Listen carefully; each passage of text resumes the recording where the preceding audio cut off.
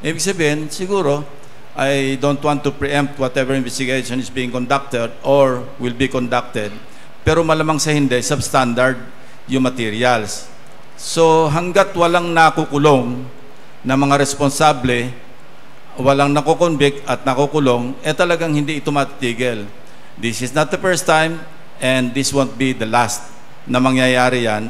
At sana wag maraming masasaktan o mamamatay sa aksidente gawa ng mga kalokohan na mga accountable at saka responsible sa mga ganong klaseng infrastructure projects. Ang aking pangunahing platforma, hindi lamang sa panahon ng kampanya, kundi lalo kong ginagawa kapag nung ako'y nasa Senado na, yung budget reform. Kasi hindi kumakalat yung biyayaan ng national budget sa mga karatiga lugar ng Metro Manila, at lalo na sa mga malalayo.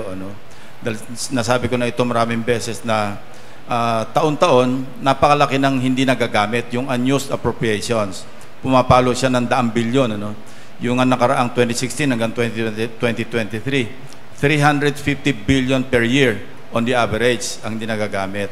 Dahil hindi na ibibigyan ng importansya yung pinaghirapan ng mga local development councils sa pamamagitan ng kanilang mga local development plans. So taon-taon, yan talagang pinglalaban ko doon sa Senado nung ako'y nandun for 18 years na kailangan at least may konsultasyon man lang sa mga local government units, lalo na sa mga implementing agencies.